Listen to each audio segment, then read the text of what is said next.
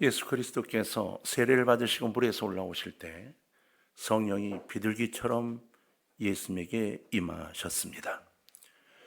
그리고 하나님의 말씀이 들렸죠. 내 사랑하는 아들이요 내 기뻐하는 자라. 그 후에 예수님은 성령에 이끌려 광야로 가시게 됩니다. 사막보다 더 사막 같은 이 광야에서 예수님은 마귀에게 시험을 받으시게 돼요. 정말 마귀는 끈질기게 예수님에게 접근하죠. 그리고 3번씩이나 이 시험에 모든 것을 다 걸고 유혹을 합니다. 아주 최선을 다해 유혹합니다. 지금까지 마귀는 이미 아담에게 시험을 한 번 했죠. 그래서 아담에게 접근해 시험을 하려고 하와를 넘어뜨렸어요. 또 욥에게 접근했던 적도 있습니다. 근데 이게 예수님에게만큼 끈질기게 그리고 모든 것을 다 걸고 시험한 적은 한 번도 없었습니다. 그 이유는 예수님이 메시아이셨기 때문입니다. 여기서 우리 마귀에 대한 의문이 생기지 않을 수가 없습니다. 대체 마귀는 누굴까? 어디서 온 것일까? 도대체 어떤 목적을 가지고 예수님께 이처럼 집요하게 그렇게 맹렬하게 달려들었을까? 예수님의 시험이 기록된 마태복음 4장 1절로 11절에는 마귀라는 이 이름이 모두 6번 나옵니다. 그중 마태복음 4장 3절에서는 시험하는 자로 표기가 되고 4장 10절에서는 사탄이라고 부릅니다. 그러니까 마귀는 시험하는 자이기도 하고 사탄이기도 한 겁니다. 근데 예수님을 시험하는 이 장면에 마귀가 6번이나 나타났다. 마태가 6번의 등장을 시키며 기록한 이유가 분명히 있을 건데요. 이 6이라는 숫자는 완전을 가리키는 수인 7에서 하나가 모자랍니다. 그래서 6을 불완전 숫자다 이렇게 말하죠. 이 1이 부족한 6은 어떻게 해도 1이 부족합니다. 그래서 히브리 사상 속에서는 이 6은 결코 완전해질 수 없는 숫자로 정의해 놓죠. 그래서 성경은 마지막 때 적그리스도가 666으로 온다고 우리에게 이야기를 하고 있습니다. 결국은 이 이야기는 실패할 수밖에 없는 숫자라는 것을 마태는 이야기하고 싶어 했던 겁니다. 마태복음 4장 1절로 11절에 6번 나오는 이 마귀, 아무리 집요하게 시험했지만 결국은 이기지 못했어. 이기지 못했다고 라고 마태는 강력하게 기록하고 있는 거예요. 자, 그렇다면 이 마귀의 정체를 좀 한번 살펴보십시다. 정체성이라고 할 수 있죠. 그럼 대체 이 실패할 것을 알면서도 예수 그리스도를 시험한 이 마귀의 정체성, 그는 예수님을 시험에 실패할 걸 알았어요. 근데도 했어요. 그 정체성은 대체 뭘까요? 그의 정체성은 하나님의 말씀이 가장 확실하게 전하고 가르치고 있습니다. 요한계시록 12장 9절을 보면 큰 용이 내쫓기니 옛 뱀, 곧 마귀라고도 하고 사탄이라고도 하며 온 천하를 꿰는 자라. 그가 땅으로 내쫓기니 그의 사자들도 그와 함께 내쫓기니라. 이렇게 기록되어 있어요. 이 계시록 12장 9절에서 마귀가 여러 가지 이름으로 불리고 있는 사실을 우리는 알 수 있습니다. 여기 분명히 옛뱀, 또 마귀, 사탄, 큰 용 이렇게 여러 가지 이름으로 불려지는 것을 묻고 이야기를 하고 있습니다. 자, 첫째 마귀는 큰 용이라 불렸어요. 그 뜻, 용의 의미가 갖고 있는 파괴자라는 뜻을 갖고 있습니다. 파괴자. 마귀가 큰 용으로 불린 이유, 그의 큰 모습뿐만 아니라 자유자재로 하늘과 땅을 왕래할 수 있는 능력 때문이에요. 이 땅과 하늘이 아니라 영계까지도 그는 자유자재로 왔다 갔다 할 수 있는 능력을 갖고 있다는 겁니다. 요한계시록 12장 16절을 보면 땅이 여자를 놓아 그 입을 벌려 용의 입에서 토한 강물을 삼키니 이렇게 되어 있어요. 용이 물을 강처럼 쏟아낼 수도 있다 이렇게 이야기했어요. 다시 말하면 이 땅에 홍수를 일으킬 수도 있는 능력을 갖고 있다고 계시록은 이야기하고 있죠. 17절에 보면 용이 여자에게 분노하여 돌아가서 그 여자의 남은 자손 곧 하나님의 계명을 지키며 예수의 증거를 가진 자들과 더불어 싸우려고 바다 모래 위에 서 있더라 이렇게 기록되어 있어요. 하나님의 계명을 지키며 예수의 증거를 가진 자 누굽니까? 우리입니다. 다시 말하면 믿음의 식구들, 성도들을 미워하고 그들과 싸우는 존재다 이렇게 이야기를 하고 있어요. 그러니까 우리와 영적으로 싸우고 우리를 무너뜨리려고 하고 우리를 힘들게 하는 그가 누구냐? 바로 마귀라는 거예요. 바로 용이라는 거예요. 사탄이라는 겁니다. 둘째, 마귀라고 표현되어 있죠. 이 마귀는 옛뱀으로 불립니다. 옛뱀. 옛뱀은 용과 같은 표현이긴 하지만 표현 자체가 옛뱀, 뱀으로 표현되어 있습니다. 요한계시록 12장 10절을 보면 큰 용이 내쫓기니 옛뱀, 곧 마귀라고도 하고 사탄이라고도 하며 온 천하를 꿰는 자라. 그가 땅으로 내쫓기니 그의 사자들과 함께 내쫓기니라 라고 했습니다. 얼마나 오래전부터 존재했길래 옛뱀이라고 이야기를 할까요? 우리는 알죠. 언제부터 등장했습니까? 바로 창세 이후에 아담 때부터 존재했습니다. 아담과 하와에게와 속삭였던 것이 바로 이 옛뱀이죠. 창세기 3장 1절에 보니까 그런데 뱀은 여호와 하나님이 지으신 들짐승 중에 가장 뭐하다? 간교하니라. 뱀이 여자에게 물어 이르되 하나님이 참으로 너에게 동산 모든 나무의 열매를 먹지 말라 하시더냐? 살짝 띄우는 이야기를 하고 있는 걸 봅니다. 마귀는 뱀으로 나타나서 하와를 속삭여 유혹한 범죄의 원흉이 되었습니다. 마귀는 우리에게 그럴듯하게 속삭이는 유혹의 주범인 옛뱀입니다. 세 번째, 마귀는 사탄이라고도 불립니다. 우리가 일반적으로 드라마나 또는 만화나 소설에 등장하는 이름으로 나타난 사탄. 마귀는 히브리어인 사탄을 헬라어로 그냥 그대로 발음으로 읽은 거예요. 그냥 사탄. 그 뜻은 대항자라는 뜻입니다. 대적자. 하나님께 대항했다는 거죠. 하나님을 믿고 의지하는 우리에게 대항한다는 겁니다. 사탄은 하나님에 의하여 창조된 천사가 분명해요. 그럼에도 불구하고 하나님을 대항할 뿐 아니라 하나님을 경외하는 사람들을 대적하고 있는 거고 또 그렇게 하려고 할 것입니다. 하나님의 사람을 대적하는 가장 좋은 신뢰가 욥이었죠. 그죠? 욥이에요. 욥은요, 도덕적으로 아무 하자가 없는 사람이라고 되어 있어요. 당대의 의인이었다 이렇게 되어 있습니다. 그런데 신앙적으로 항상 정결을 유지하려고 애썼던 그 욥, 욥기서 1장 1절에 욥은 어떻게 표현되어 있는가요? 우스 땅에 욥이라 불리는 사람이 있었는데 그 사람은 온전하고 뭐하여? 정직하여 하나님을 경외하며 악에서 떠난 자더라. 우리가 여러분 살아봐서 알지만 이처럼 살기가 얼마나 힘든가요? 그렇게 살았다는 겁니다. 그것도 그 옛날 아브라함 시대의 말이에요. 그래서 그런 이유 때문에 사탄의 대적의 목표가 되었던 욥. 네 번째, 마귀로 나오죠. 마귀는 온 천하를 꿰는 자란 뜻으로 사용돼요. 온 천하를 꿰는 자, 마귀 이렇게 불립니다. 여기에 꿰는 자, 이건 속이는 자라는 뜻이에요. 여러분, 마귀는 진정으로 거짓말쟁이입니다. 그래서 거짓말을 많이 하는 애들한테 우리 옛날에 놀릴 때 저 귀신 들렸어 이렇게 막 놀리고 그랬거든요. 정말 귀신의 역사가 아니고는 거짓말을 저렇게 밥 먹듯이 할 수가 없어 이렇게 그렇게 표현해요. 교회를 안 다녀도 그렇게 표현했어요. 예수님께서 또 요한복음 8장 44절에서 분명히 말씀하시죠. 너희는 너희 아비 마귀에게서 났으니 너희 아비의 욕심대로 너희도 행하고자 하느니라.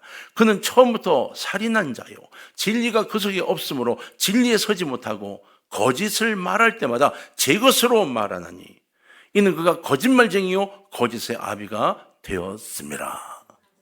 마귀는 온 천하를 속이려고 합니다. 얼마나 많은 성도들과 영적 지도자들이 이 마귀의 속임에 넘어가서 도덕적으로 죄를 짓고 심지어는 성령님을 회방하는 죄를 짓고 살아가고 있습니까? 성도들임에도 그렇게 쉽게 유혹에 넘어가는데 하물며 믿음이 없는 일반인들, 불신자들은 어떻겠어요? 그냥 100% 다 넘어갑니다.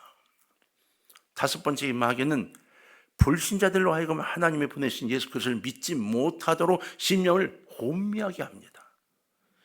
영적으로 흔들리는 거예요. 흔들어 놓습니다. 하나님의 말씀을 보면 고린도후서 4장 3절로 4절 이렇게 기록되어 있어요. 한번 교독을 해볼까요? 만일 우리의 복음이 가리었으면 망하는 자들에게 가리워진 것이라.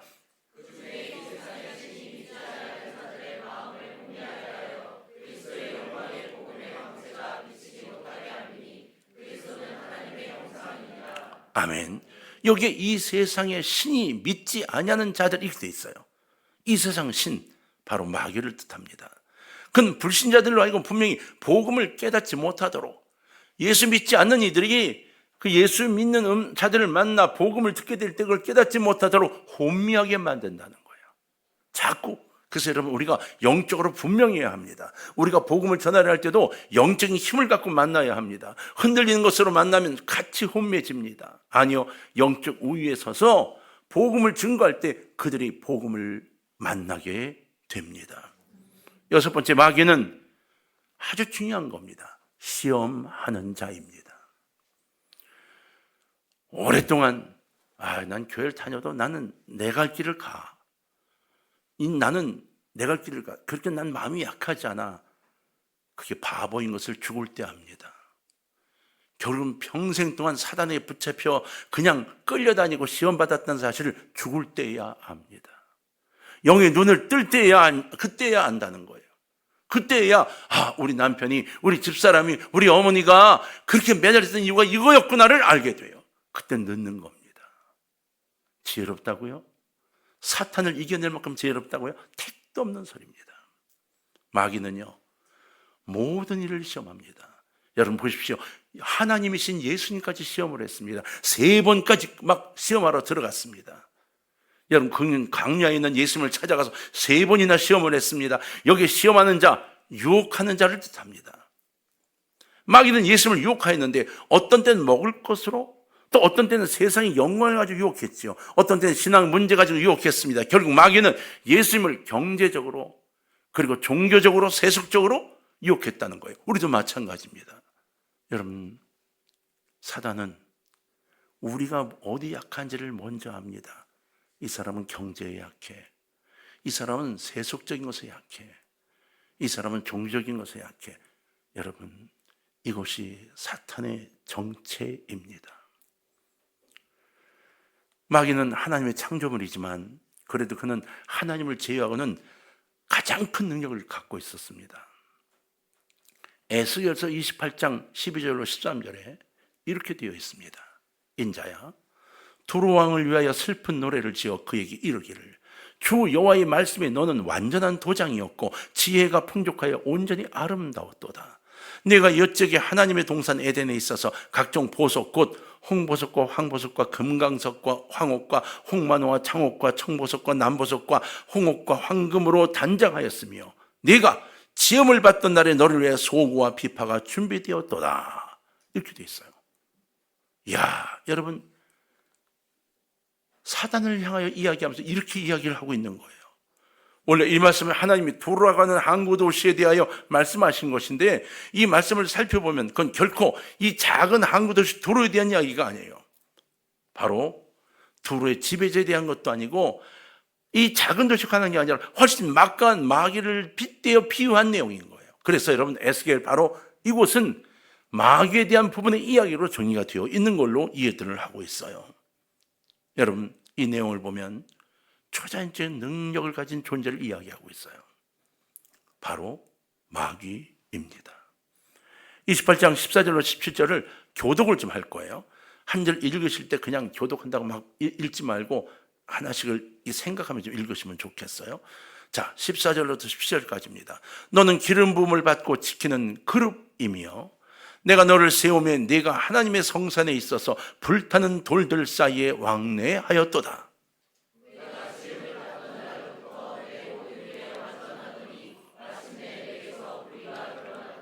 내 무역이 많음으로 네 가운데 강포가 가득하여 네가 범죄하였도다. 너 지키는 그룹아, 그러므로 내가 너를 더럽게 여겨 하나님의 산에서 쫓아냈고 불타는 돌들 사이에서 멸하였도다.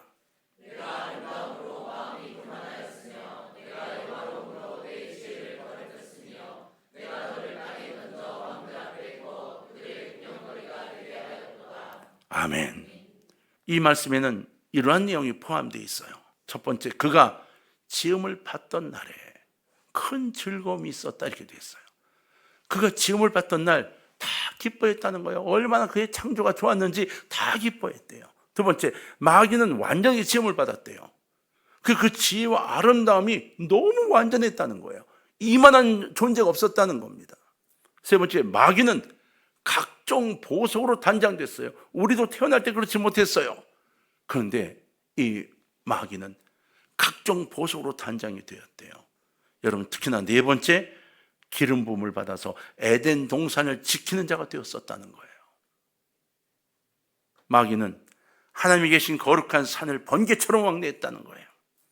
그렇게 영광스럽던 마귀가 갑자기 하나님으로부터 쫓겨났다는 것이 내용이에요. 뭐 때문에? 교만 때문에. 자기를 드러내고 싶은 그 욕심 때문에 결국 하나님에게 쫓겨났다는 겁니다. 17절을 보면 네가 아름다움으로 마음이 교만하였으며 내가 영화로움으로 네 지혜를 더럽혔으며 내가 너를 땅에 던져 왕들 앞에 두어 그들의 구경거리가 되게 하였도다. 이렇게 돼 있어요. 자, 봅시다. 자, 내가 뭐함으로? 아름다움. 이 외모를 이야기하는 게 아닙니다. 영적으로 외모적으로 다 이야기하는 거예요. 너무 아름다워서 마음이 교만해졌다는 겁니다. 네가 너무나 영화로워서 너 스스로가 네 지혜를 더럽혔다는 거예요. 하나님 향한 지혜의 근본이 하나님을 경외하는 건데 그것을 무너뜨리기 시작을 했다는 겁니다. 그래서 내가 너를 땅에 던져 왕들 앞에 두어 그들의 구경거리가 되게 하였다. 이렇게 선포하셨어요. 마귀는 그의 특출한 미모 때문에 교만해졌습니다. 그의 주어진 말할 수 없는 영화 때문에 그토록 고상한 지혜를 더럽혔습니다. 이런 모습은 창세기 3장에 나오는 여러분 아담과 하와를 연상시키지 않습니까? 그 완벽한 아담과 하와가 다 문전 내린 것처럼 똑같은 모습을 갖고 있지 않나요? 저와 여러분도 마찬가지입니다. 그 여건을 갖고 성령의 역사 안에 하나님의 은혜 안에 주님만 바라보고 살아가면 그렇게 아름다운 삶을 살 수 있는데 그걸 내려놓고 무너진 삶을 살아가기 시작을 한다는 겁니다. 하나님이 마귀에게 허락하신 것은 정말 많았습니다. 그는 미모와 지혜 외에도 기름 부음을 받았고 또 넘치는 물질로 선물도 받았습니다. 거기다 하나님의 면전에 가까이 할 수 있는 특권도 가졌습니다. 그런데 불행하게도 그런 모든 것 때문에 그 모든 축복 때문에 하나님께 감사하며 더욱 겸손해져야 마땅함에도 불구하고 오히려 교만해졌다는 겁니다. 그는 바로 그 교만 때문에 한꺼번에 모든 것을 잃어버렸습니다. 더군다나 하나님의 존전 앞에서 영원히 쫓겨나는 불행을 겪지 않으면 안 됐던 거예요. 제발 성도 여러분 자신을 믿지 않기를 주의 이름으로 부탁합니다. 환경과 여건과 여러분 경험에 너무 의지하지 않기를 주의 이름으로 부탁합니다. 그 마귀는 어떻게 이 타락이 진행이 됐을까요? 바로 이 교만 때문이라고 분명히 이야기를 했어요. 여러분 바벨론을 비유로 한 하나님의 말씀에 그 교만의 내용이 포함되어 있습니다. 왜 성경은 교만의 내용도 이렇게 구체적으로 알려주고 있을까요? 정말 구체적으로 알려주고 있습니다. 그 이유는 간단합니다.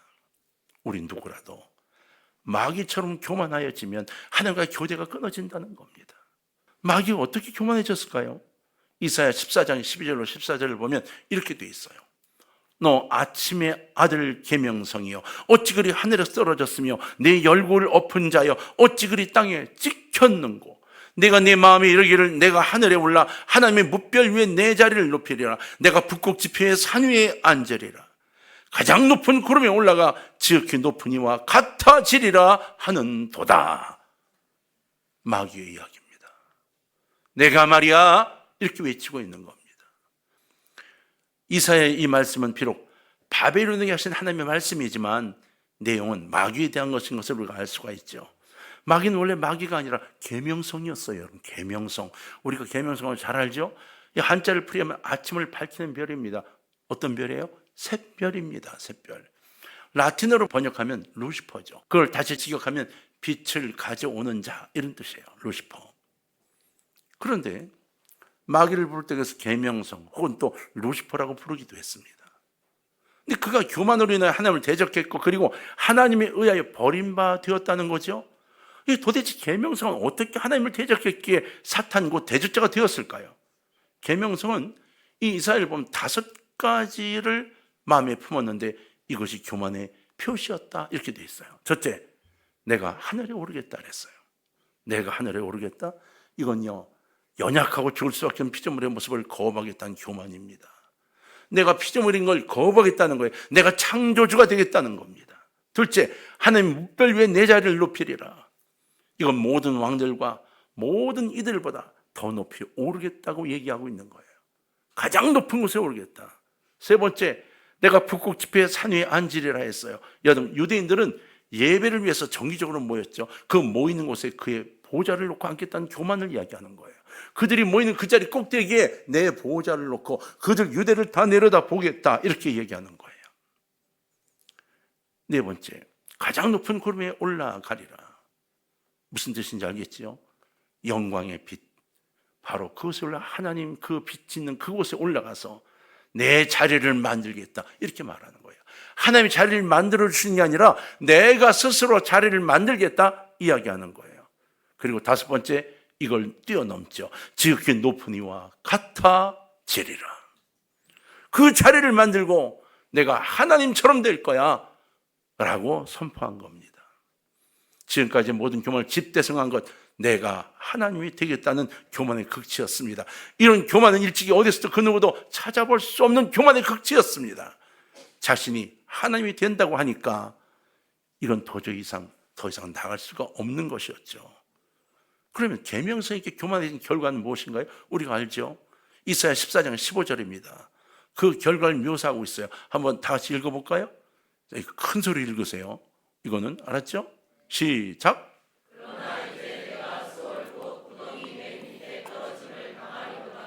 아멘.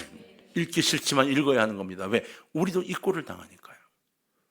우리도 결국은 이렇게 될 거니까요. 사탄의 음성을 들으며 그를 따라가면 이렇게 될 거니까요. 그러나 이제 내가 지옥 곧 구덩이 맨 밑에 떨어짐을 당하리로다. 하나님은 반드시 하신 말씀을 지키십니다. 그래서 그는 지옥으로 떨어지게 된 겁니다. 사단은 마지막 때 바로 무정향으로 빠져들 걸 알고 있습니다. 그래, 지금 우리 옆에 있습니다. 우리 같이 빠지자고요. 나 혼자 가기가 어렵다고요. 너도 좀 같이 가자고요. 자신은 도저히 이제 안 갈 수가 없는 걸 압니다. 자신은 무정에 가도록 되어 있는 걸 압니다. 그래서 지금 이 시대에 우리 옆에서 내게 속삭이며 너도 좀 같이 가자고. 그래, 네 남편도 같이 가고 네 아내도 같이 가고 네 자식들도 같이 가자고 외치고 있는 겁니다. 우린 거기 귀를 기울이고 있는 거예요. 바보같이 귀를 기울이고 라고 속삭임에 빠져들고 있는 겁니다. 왜 미워해야 되나요? 왜 아파해야 되나요? 왜 보담지 못하나요?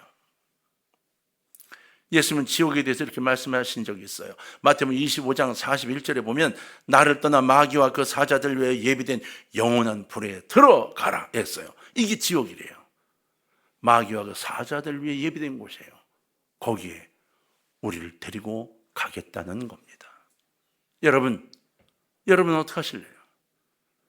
주님이 이 땅에 오시면서 우리를 휴고시켜서 하늘나라 데려가는 거기에 끼고 싶으세요? 아니면 이들과 함께 무적행으로 가고 싶으세요?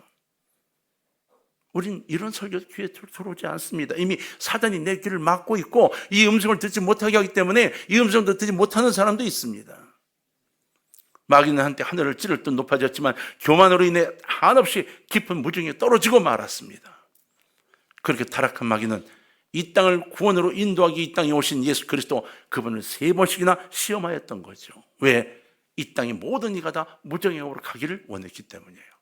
예수님이 시험에 당해서 우리를 위해 십자가 지지 않으시면 다 무정행을 향해 가야만 했기 때문입니다. 마귀는 아담의 후손, 곧 인류의 운명이 이 시험에 달릴 땅을 너무나 잘 알아서 3번씩이나 인간이 갖는 모든 부분을 다 가지고 있는 그것으로 달려들었던 거죠. 왜? 예수님이 육신을 갖고 오신 하나님이셨어요. 육신을 갖고 있었기 때문에 나약할 거라 생각을 했던 겁니다. 그래서 아브라함을 무너뜨린 것처럼 예수 그리스도 그분도 무너뜨리려고 했던 거죠. 그러나 이번에는 마귀가 성공하지 못했습니다. 아담 때 성공했던 성공을 예수님 때는 도저히 할 수가 없었던 거죠. 그 이유가 뭘까요? 아주 간단합니다. 마귀의 상대가 아담이 아니라 바로 예수 그리스도, 바로 하나님이셨기 때문입니다. 마태는 예수님의 마귀의 시험을 완벽하게 대처하는 분야의 사실을 강조하기라도 하듯이 마태복음 4장 1절로 11절에서 오늘 본문에서 예수란 이름을 7번 등장시킵니다. 자, 이해가 되시나요? 우리는 여기에 마귀가 6번 나온다고 이미 설명을 들었습니다. 예수는 7번 나옵니다.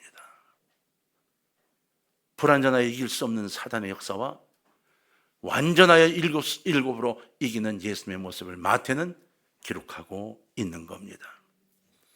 예수님이 마귀의 시험을 극복하신 사실을 확실하게 암시하고 있는 거죠. 성도님들, 마귀에게 속지 마십시오. 마귀를 두려워하지 마십시오. 주님과 동행하며 주의 이름으로 마귀를 제어하고 예수 그리스도 이름으로 사단을 제어하면서 승리하는 삶, 이것이 여러분 삶 속의 길 저는 소원합니다. 오늘 이 설교를 듣고 두려워하는 것보다 예수 그리스도 이름으로 완벽하게 제어할 수 있음을 믿고 기도하시면서 두주모 불끈지고 승리하는 올 한 해를 만들어 가시길 주의 이름으로 축원합니다.